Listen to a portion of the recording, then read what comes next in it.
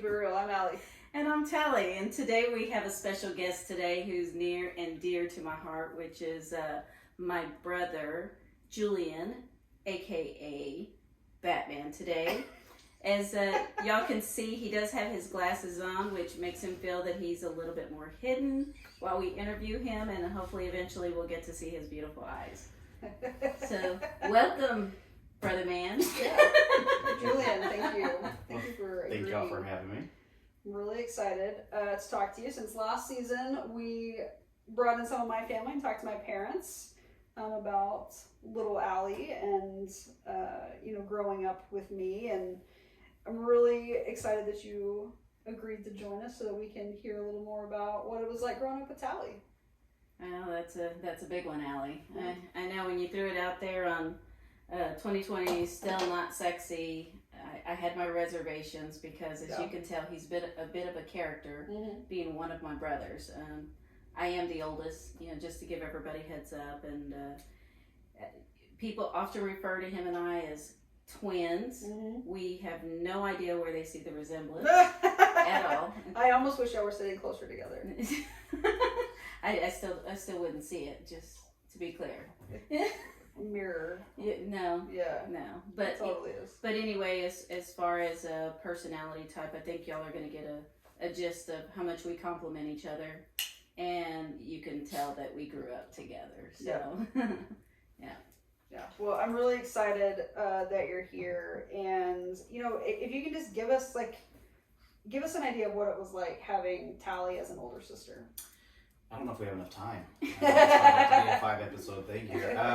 No, it's actually been, I've been very fortunate, to be honest, with my sister. One of the big things is just growing up with someone that's a role model to me. Not only role model, but more someone I can look up to has been double the pleasure for it, as a brother.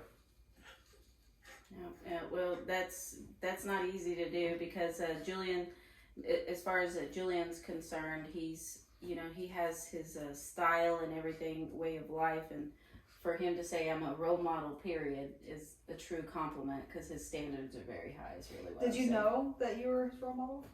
No. I mean, he's alluded to it before, but I think it's just the first time I've actually heard him say it. Yeah. So yeah, I put the Kleenexes way over there. Wait, is this recorded? Yeah. Yes. Oh, I can't take that back. Okay. No. Yeah. Wow. So it's a done deal. Yeah. Video and audio. You are locked in for life. Well, he took the glasses off for those listening in. So Batman has gone into his cave. So thank you for joining us. So, just so everybody knows, what's the age difference between you guys? How many years? I think about 20. Is that where we're at now? Nowhere close. So you have to ask me the questions, unfortunately. This could be a long day. Yeah, I think that's what he said. Do you have enough time? So we're just talking 8 years. That's not bad. Yeah. Oh, and by the way, I'm the oldest still. When I say 8 years, if y'all get confused by seeing the video. She's that higher. She was there before I was. Yeah. And Julian, you are the youngest or the middle? I am the youngest in the family. Okay. They stopped at the perfection, so. Yes. That's what it was. They just waited. Yeah, that makes total sense. They had 2 other tries, and then they were like, "Hey, we finally got it right." Yeah. Brothers. Exactly. You wanted this. I'm gonna keep I did. I'm you. so You excited wanted about this. The goal today is to break Talie and make her cry. That's not. That should be goal. Just kidding. I love you guys so much. So, Julian, when you were growing up, because there was a little bit of an age difference between you guys, did you have an inclination that your sister was gay? I didn't know she was gay now. Oh my God, is this the first time you're finding out? This is the first time. Is that what this show's about? Yeah. Yeah, that's what you get. No, honestly, I didn't realize it for a while, to be honest with you. Growing up, didn't really have any, and I'll be honest, I think it was one of those things where it wasn't a big topic back then too. Right. Because I saw my sister dating guys back in the day, back when she was in high school and back when she was in college. So it didn't really put anything together, I think, until I was in college, actually. So Yeah, so it was a while before I actually saw. Yeah, because when you were in college, that's when we dated sisters, you know, so that's about the time, that time period. So when you were younger, in high school, did you date girls in high school? No. Okay, so this was a college. Yes. Post well, I mean, did I already know that I was attracted in high school is a different question. So absolutely. Okay, so did you? Okay, so you knew in high school that you were attracted, but I didn't. But you got to remember my time period. We don't talk about it. I don't have anybody to talk to. Exactly. I was the same way. It was still like that in the 90s, and okay, so I get that. But you never had. Were y'all close as children?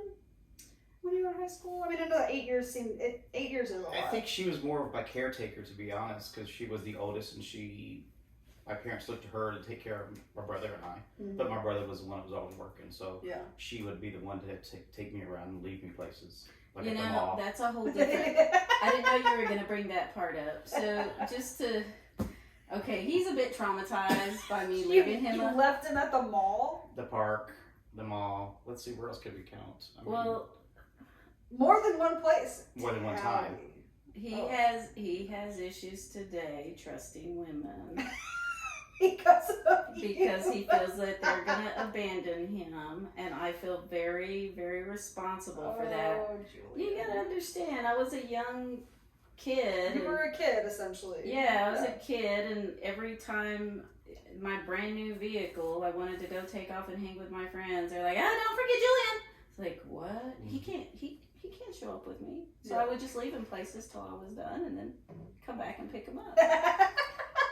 That's amazing. I can't believe I said that out loud and admitted to it. Do I feel bad today? Absolutely. I mean, I see. But back then, it wasn't a concern just dropping your kid brother off. It was a concern. People were disappearing still, but I didn't know. Yeah, no, but that's what I'm saying. In your head, it wasn't a concern. You were like, he'll be fucking fine. I'll be back in a little bit. So to be honest, no, Don't we weren't close. Yeah. She left me. So that's a little different for me because my younger brother, we're 4 or 5 years apart. We grew up in a neighborhood where we played on the husband and wife kids soccer teams, and so we spent a lot of time together and time with each other's friends. And I don't know if I ever remember saying to my brother when I was in high school, I have a girlfriend. I don't ever remember saying that. I'd have to ask him.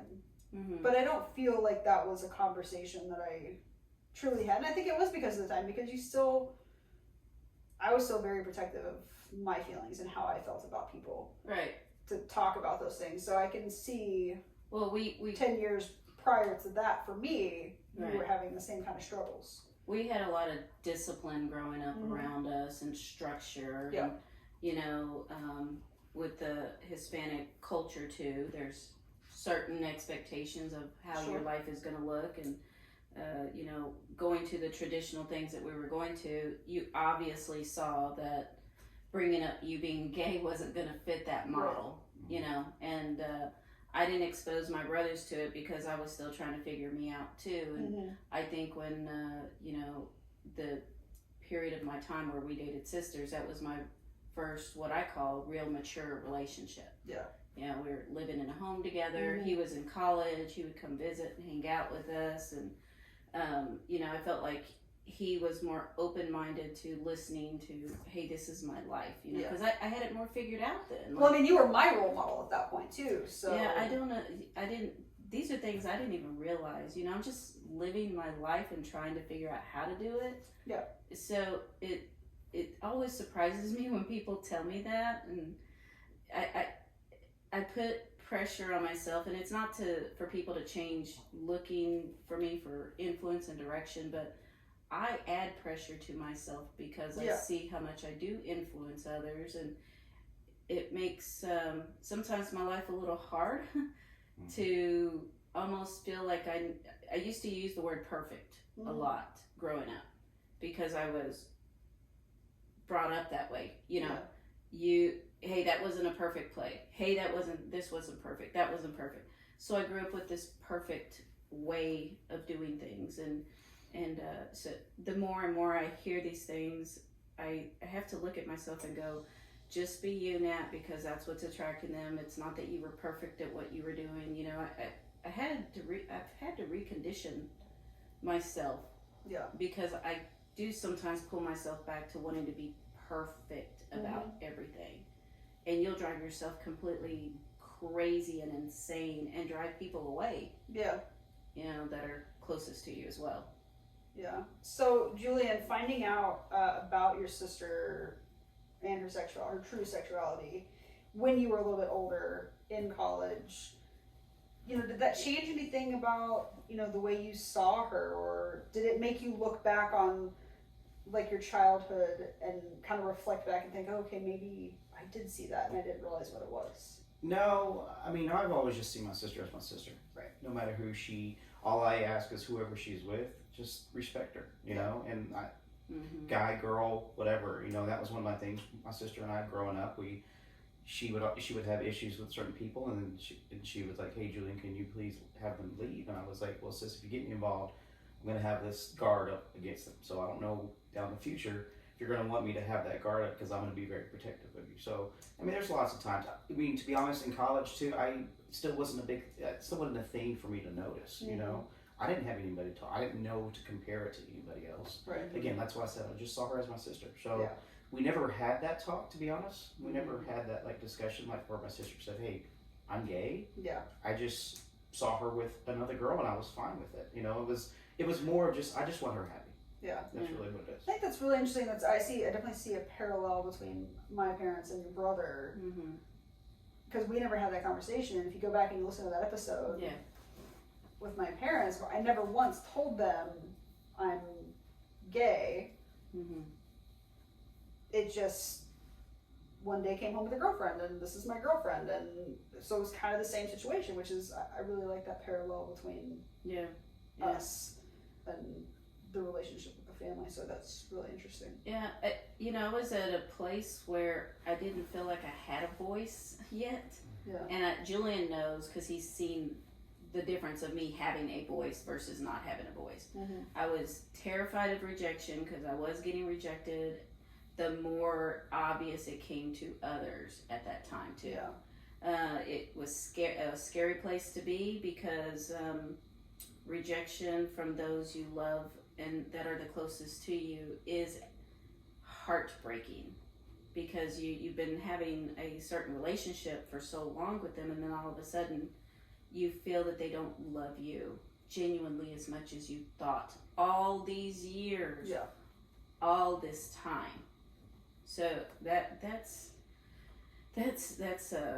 something that's still hard for me. Yeah. Julian, did you know that she felt that way? No, I didn't. I mean, and that's just it. I think, you know, one of the things is we have this connection, you know, and it's one of those things, we protect each other. We don't want anybody taken advantage of, even though we have a brother, mom and dad, you know, we look at them as we protect them. You know, as far as our communication with each other. And I think that's the big thing is we have that understanding, I guess you could say, you know, hey, look, no matter what we do in life, we got each other's back. Yeah. You know, going forward, it's been one of those things. She's, like I said, she's paved the road for me for a lot of what I do now.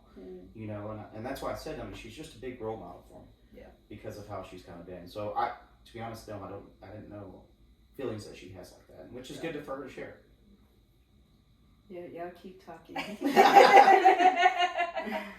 I mean, I'll tell you one thing, you know, her growing up, it wasn't easy for her because we come from a big family. We come from a really big family. So she's one of the oldest grandkids out there. So not only was she having to be a caretaker for myself, she was a role model for the other grandkids too. Yeah. Because we'd always look up to them and say, hey, can we do this? Can we go with you?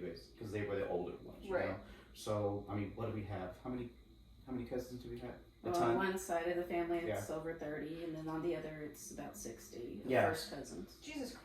So, those were all people looking up to my sister. Yeah. And because they were the few that were older than us, and that was one of the things. So, it wasn't easy for her growing up, too, and trying to figure out her life. Again, like she said, she didn't have anybody to talk to. Yeah. We did because we were a bigger bunch of cousins. Yeah. You know, for her, she was just the older one. You know, as far as having to say, hey, I don't know who to talk to about my feelings or why I'm feeling like this. Yeah. That's true. I had a lot of dynamics in my life. On one side of the family, I was the very first one to graduate from high school, even compared to my elders on that side of the family. And then on the other side of the family, I was the first one to graduate from college. You know, got a full scholarship to go to A&M. Very, very, very proud of that from an academic perspective. And, you know, it was hard because nobody told me how to go to college. You know, I know what to expect. What to expect, how to prepare for it. I didn't have those role models, and I didn't have people to talk to. So I just figured it out. I used my resources that I found on my own. Which were pretty limited. It was very limited, yeah, because I didn't have a cell phone until I got a big old contraption from my father where he let me borrow his portable big box, you know, that I carried around for a little bit during my grown-up life. But when I was in college, if you needed to get a hold of me, I had my answering machine there, you know. That's the most, and it wasn't easy to contact me. So you've got the element of just being scared of moving away, because traditionally from our culture, you don't move away. You go to school locally. You go to junior college. You do certain things. And I was definitely looked at very differently from a lot of people, going, wow, she's really independent. But at the same token, you know, I'm sure people like, you know, she wild and crazy because she went away. And yes. Okay, that question wasn't for you. Oh, I thought you posed a question because I was going to agree with Sounded you. like a question to me. I was going to say the same. Okay, Yes. so back to my story. It was rhetorical. Okay, my bad. Okay. Not for Allie. Continue. No, but in all fairness, you know, there were a lot of things I was feeling pressure from how people were perceiving me and looking at me. Sure. Even when I was in school trying to graduate, and you know, it was definitely graduating for college was a monumental moment. And that's about the time where I come back to the area in Fort Worth, but I'm not as straight as they thought I was when I left. I'm different. And that was a lot for people, whether they were family, friends, coworkers, to actually physically see this other woman that I had in my life. And I bought a home, you know, got a home and everything with, and I was living as what I defined, or what we defined to be traditional as we could. Yes. Yeah, but it was a true compliment to who we were. You know, it was very healthy for several years. Yeah. Before it just didn't work. Right. You know, but it created a lot of learnings for me, and it helped me take, I felt, baby steps to come out, because I was starting to find my gay community at that time. Yeah. And you know, I've got one of my best friends I found just at the pool store, because that home we had a pool and everything, and the first person we ran into as homeowners happened to be gay. Yeah. And to this day, she's still, you know, in my life, and I love that more than anything. Yeah. So just it was at that starting point where, you know, I started coming out a little bit more, but you know, like I heard about pride parades and stuff, and I was like, that's too much for me. It's what if I end up on TV? What, you know, all these things. What if it gets back to my family that I haven't told specifically to? And anytime I was ridiculed or treated differently, whether it was from a family or friend, I would tell my siblings that this isn't your fight. Yeah. You know, that this is me. So don't feel that you ever have to stand up for me. You know? I said it, but I don't know that I meant it. Like that one hurts, and I don't even know why. Yeah. But because I don't feel like anybody ever stood up for me. Yeah. And I believe what she said on that, because again, she carried a lot of burden. I mean, again, she was one of the oldest, so she was the protector for everybody. So for her to say that, it's really touching, because it's showing how difficult it was kind of growing up. Yeah. You know, and I think that was the big thing because she always had to be, like she said, perfect. Mm-hmm. You know, in her mind, she had to be perfect. She had to be the role model for everybody. Yeah, there was this perception that your family had laid out for you and expected certain things, and so you felt that you had to meet those expectations. And by doing that, you basically, you know, buried your true self. Yeah. Below the surface. And, you know, now that you are, you know, older and out and, you know, living your life Yeah. differently than before, you know, things are a little bit different, but They are. It just it triggers those pains yeah, that I would go home with by myself and deal with, and yet I you know, eventually as I got older, I started seeking for some help, you know, from a therapy standpoint, because again, I didn't have anybody.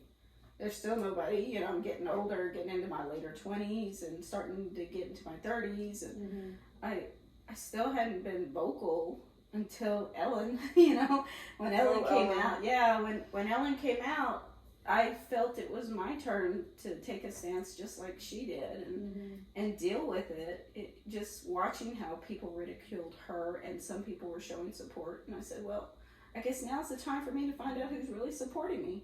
yeah.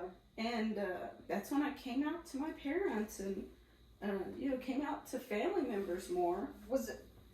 I kind of get the feeling that your family was surprised by your revelation. I don't know that they were surprised. They were surprised that I said it out loud.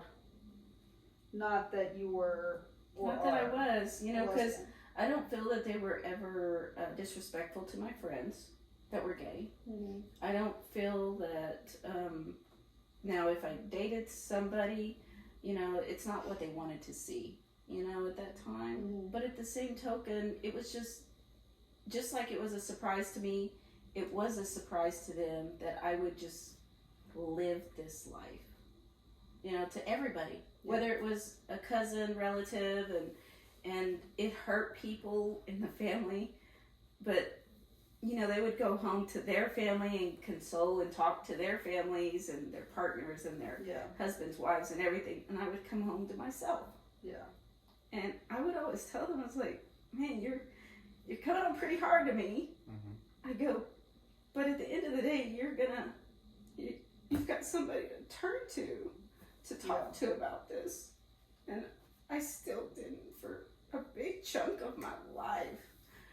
You know, until I started dating, you know, then I was finding that connection and comfort with finally somebody who understood. Yeah. And I think that's why, at the beginning, there's so many relationships where I bonded that way. Mm-hmm. Not that I'm saying it's the healthiest way, Yeah. but it was something that was more intimate for me. Yeah. And I clung on that much more. I think that's pretty common, not necessarily just with the gay community, but just relationships in general. I mean, you tend to bond with people that you have a shared type of trauma with, friendship, any type of relationship. And then move in. You can relate to them, and they can relate to you, and the trauma is easier to talk about because they're all getting it. Mm-hmm. Julian, you know, I feel like you're hearing a lot of this stuff maybe for the first time today. When it came to how am I gonna ask this question? When it came to seeing other family members not being supportive of your sister, were you just automatically like, that's my sister, I'm supportive? Like, there was never a question of your support for Talie? Or were you confused because of how the family was reacting? I didn't, to be honest, there was something, because when I would come home, and this is, I saw it more in college. Mm-hmm. So when I would come home, there was always an issue of, if my sister came around, is she going to be alone or not? Yeah. Which, again, as long as my sister's happy, as long as she's around me, I still see her as my sister. Right. She's no different, you know? Mm-hmm. She's still no different today.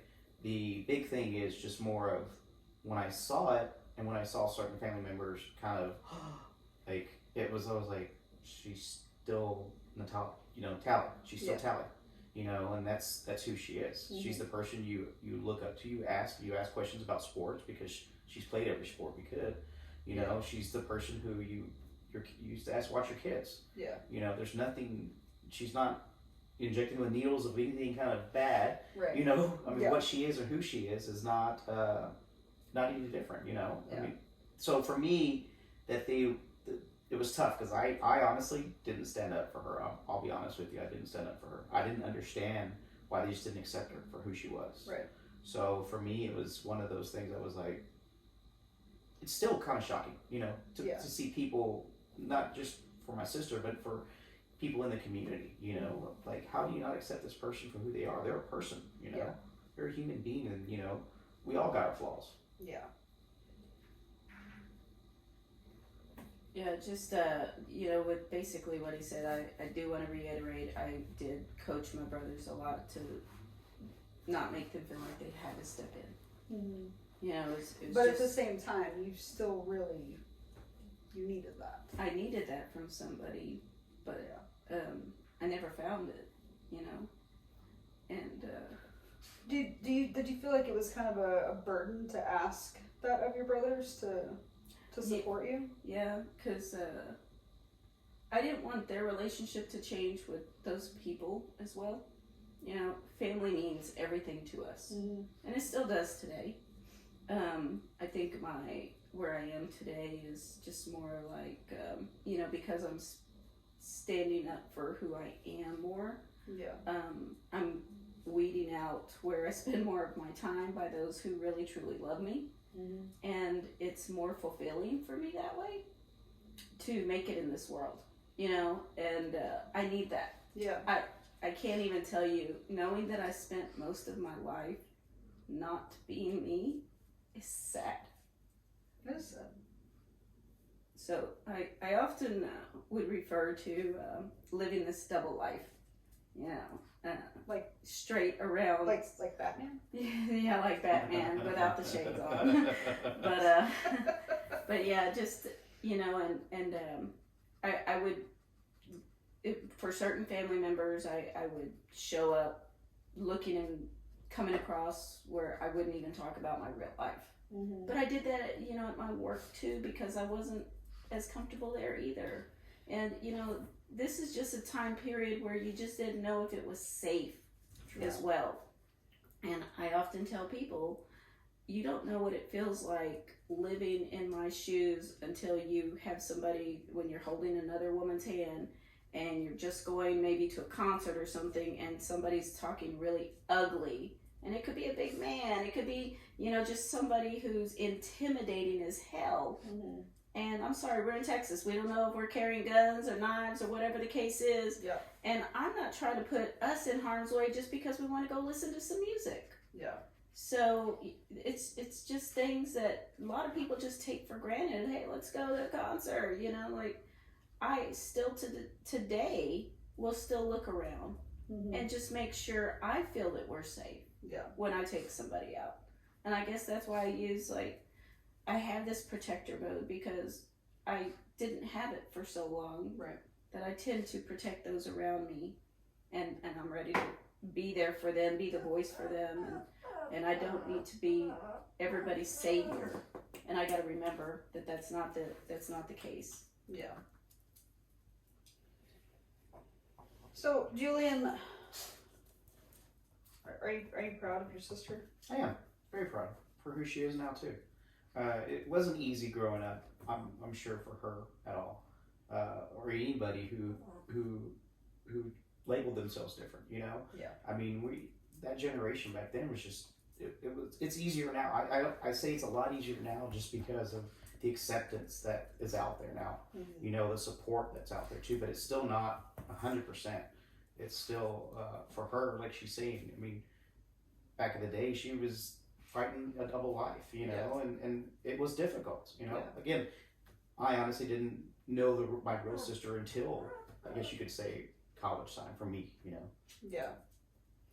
Yeah, I think, when you said that, Talie, about not necessarily living a double life, but kind of keeping your personal life to yourself in certain situations. You know, I think back to even, you know, 2000, you know, before 2010, you know, in my, you know, corporate office setting, still looking the way I look, I would never give any personal details.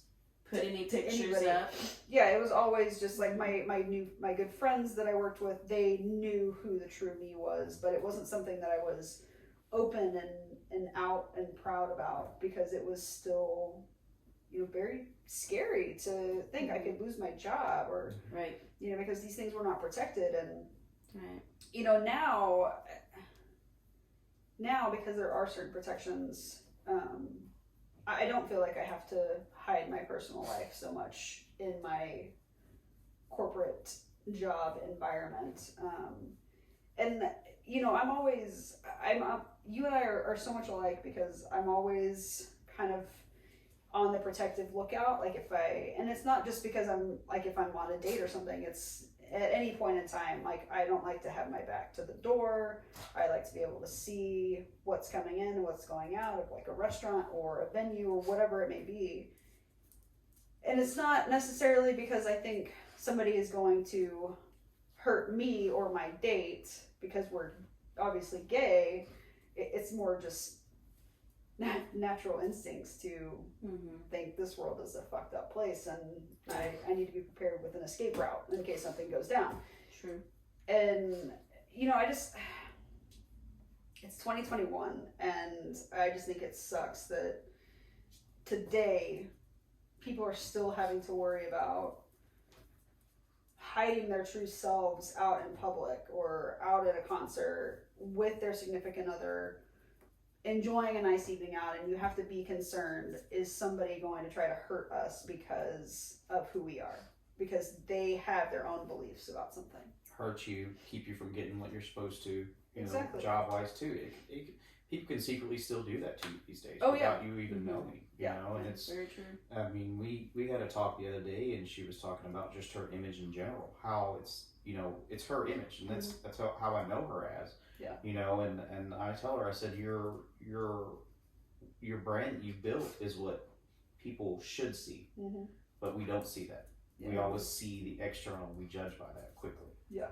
Yeah, you know, because whether I'm having interviews at work or away from work, whatever, I'm trying to take opportunities for other things.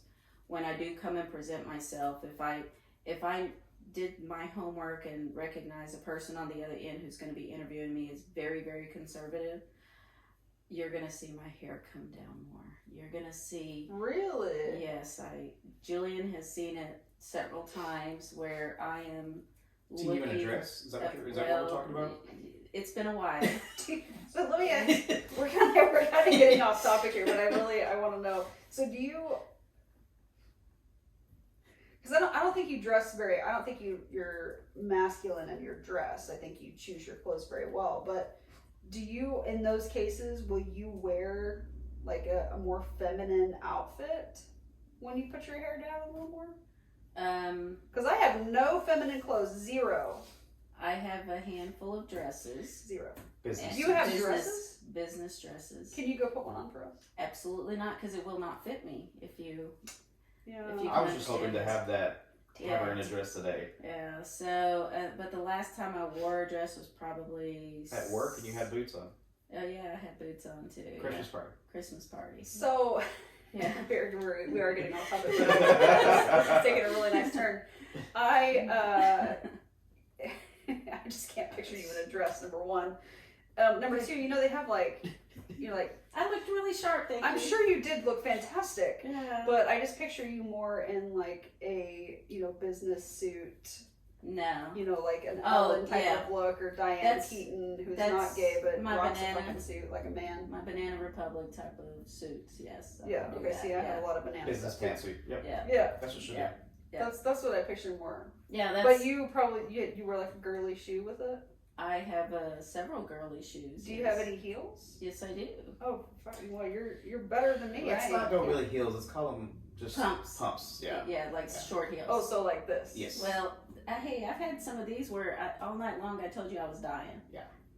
because we do events and they're more formal and everything, and you're just trying to. Yeah, you're not ever gonna see me in a pump. Yeah. Or a wedged heel. But it's. Did me in. I'll tell you, Ellie. Flats. It surprises people around me too that I'm, that see me, and I'd be shocked. Yeah, and I just want to show people that I can do whatever. Can you dress that way to our next event? Absolutely not. Yeah, absolutely not. I got plenty of pictures if you ever want to see them. No. Allie? Yeah. Allie, no. Okay. Yeah. So. Yes. Okay, but at the end of the day, I think what you saw from me last year was me saying enough is enough. Mm-hmm. I'm done with living two lives. Yep. And I have made some really big changes in my life since last fall. I guess that's the time to say. Mm-hmm. Where I'm identifying the people who are supporting me and moving on. And that's it. Like I'm identifying the people who are supporting me. I think that's important, and we've had several conversations about this in particular and changes that you've been making in your life, and I think it's important to do that, and not just from a gay lesbian perspective. I think it's good to have anybody in your life that is supporting you in your goals and getting rid of the people that are not supporting you. Yeah, in any aspect of your life, not just that you're lesbian. Yeah. It's really not just that. You're right, because it isn't just that. There are people that are very positive, and they're getting more of my time because of how positive they are. I notice that I'm just naturally doing that. Yeah. Trying to really bring this really good energy that I have and just embody everybody else around me that has it too. Letting people see my hair down more. I've never seen your hair down. Well, we were in the pool. Not count. Hold on. So me letting my hair down is also all the different hula hoop videos that I'm doing. Didn't mean literally. No, when I was young, I have to say when I was younger, again, I had a more structure. This is what you're supposed to do and everything. I always had long hair. Mm-hmm. Always had long hair. Mm-hmm. So as soon as I was old enough in my teenage years to take care of my own hair, it was always short. So that was it. So I was the same way. I had long hair up until I was probably 19, and I had it short once when I was in 4th grade, and grew it back out, and had it long until I was 19, and then I cut it off again, and then somewhere in the 2000s, I grew it back out shoulder length, and then from that point on, it was like, no, I don't. All you're gonna see it is in a ponytail. I'm not gonna wear it. Yeah. And to this day, my dad likes to give me shit.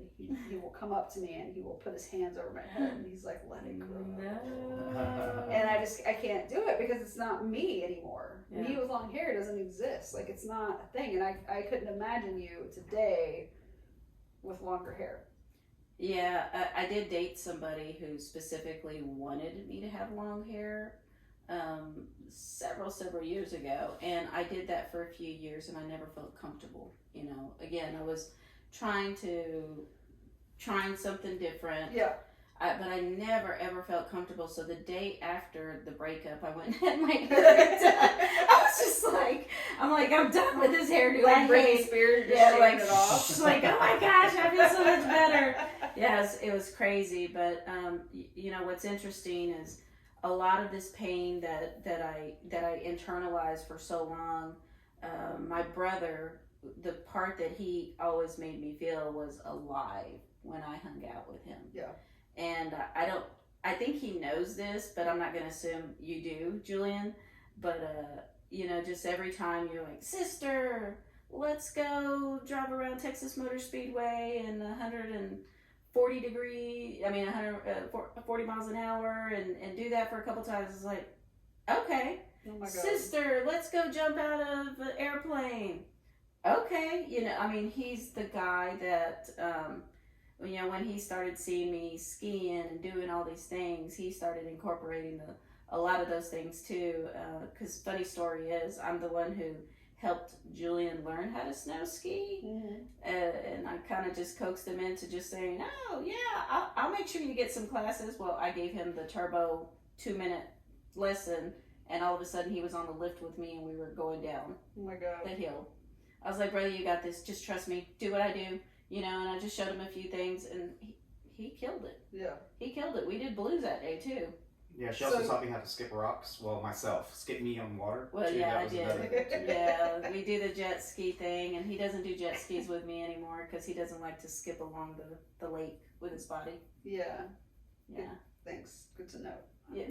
Well, no, it's not It sounds like, you know, now that you guys are older and, you know, more established in your lives, you know, y'all spend a lot of time together and y'all have a lot of fun together.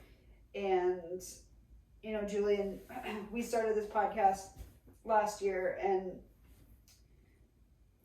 I just remember Talie being like, Julian, he's supporting us, and he's, you know, you were on every single one of our lives that we had. You like all the crap we post, and you know, you're really supportive of what we're doing here, but that just shows us more.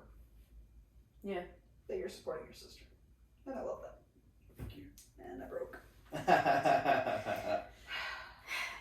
Yeah. Let's see, that's 41 minutes. There you go. Yeah, but watching you cry for a good 40. Yeah. It's about time I cracked. Yeah. Julian, I know that you've listened to all of our episodes and you've heard everything we've talked about in the past. What made you decide to join us today? My sister. Again, supporting her. You know, that was the thing. You know, she asked me to come hang lights. I'll do it for her. You know, it's not one of those things. I may complain about it because I just don't want to drive here. But all I have to do is buy him a Slurpee. He didn't tell you that part. You know, and I think that's the thing. It's more of one of those things. I've always trusted her on the guidance she's given me. If she needs support, I'll do it. You know, I won't ask questions. Yeah. You know, whether it be like she said, take me skiing. All right, sis, is this what you want to do? Yeah, okay. Yeah. So you just have full trust in her. I do. Even though she's left me at the park, left me at the mall, you know, skip me on the water. Sounds like she's really sorry. I am, and I feel like I'm going to pay for this for the rest of my life. She burnt my pillow when I was growing up. I mean, she's done a lot. Okay, so that's a whole different story. But he used to always carry around this stinky pillow, and I call it stinky because it was. You always carried it around. Well, I couldn't because someone burnt it, so I didn't have it all the time. Oh my god! You burnt his security pillow. And I left it also at the hospital too once when it got recreated. You know, and you don't know. Oh, you probably don't remember that part. So now it's gonna be traumatized even more. Yeah, and I know this has. So all the women who are trying to date my brother, I apologize. Out loud, I apologize. Oh yeah, speaking of which, Julian did not get the gay gene. And I wear skinny jeans. It's full step jokes. Too many jokes. Yeah. So if you want to date with Julian, he's still single. Reach out. He's still single. Yeah, he's still single. He's an awesome guy. And, you know, I'll help you with all his issues related to being left places. Yeah, next time we're going to interview Julian. Or we're going to interview you about how it was being. Yeah. But, no, you're right. You knocked it out of the ballpark by saying when it comes to that one person, because I have had a lot of family really step it up and join me at the Pride parades, because you know that's something that we together, even some of my family has joined me at, as well as my friends and things like that. And I've got more family even from a social media perspective, you know, showing more support even during this pandemic and things like that. So again, I am recognizing those who are just accepting me. It's not about me being gay. Just accept me for who I am, no matter what activity I got going on. It's not like I'm doing anything bad. Yeah. You know, that I'm like, oh, this is questionable, the activities I get involved in. You are kind of a pusher with that hula hoop, though. A pusher. Right. A pusher. No, yeah. I'm the only one doing it. Have you hula hoop? Nope. Okay, well. Yeah, but you did it. You did it, and it was awesome. I love it. I've seen the video. Yeah. It was all good times. Yeah. Good times. You know, that's good to hear that you've got, you know, positive people in your life, and you're making the conscious effort to keep more positive people in your life. And I think that's something that everybody should be doing, you know, all around. If toxic people exist even in your family, there's no reason, if you have toxic people in your family, there's no reason that you still can't cut them off. Yeah. And keep them shielded from the main parts of your life. Right. But I think that's important for everybody to know, because, you know, everybody's got toxic people in their family, and right. Life's too short to fill your energy with the negativity and the toxicity that comes with those type of people that aren't happy in their own lives, or, you know, have certain beliefs about things and project those things onto you when you don't have those same feelings. So, Julian, you know, just to wrap up, is there anything that you have wanted to say to Talie that you haven't? No, I mean, I said at the beginning, I mean, again, very proud of you, sis. Keep going in life. You know, I know there's still a lot of bumps in the roads, but, you know, the thing is, you're still you. And I like that. You haven't changed. Even though people do step on you, you still open the door for them and let them in your house. You know, and that's one of the things I applaud you for, you know, because it's not easy. You know, you were the first in our family to kind of guide us all where we are today. You know, whether it be college, whether it be, you know, just in general, anything. You know, you were always that person who guided us and never asked for anything back. You know, just support. You know, so continue to be you. I'll continue to be your brother and still be here for you no matter what. Because I love you. I love it. That was incredible. And you know, I'm so happy that we were able to do this today. Get another aspect of our family here on the show. Yes, and yes.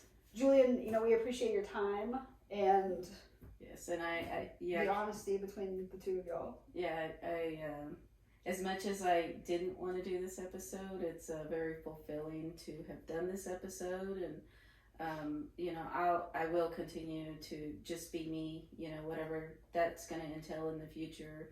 I'm not always going to be perfect out there, but ideally I just want to be happy, and I'll continue to help others find their voice, because I know how important it is to find your voice in this world, and to just accept yourself.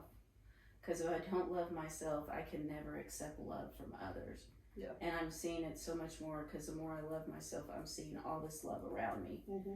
And so thank you both for your support. Thanks for, you know, growing with me. And I just can't wait to see what the future has now that I'm living my one life.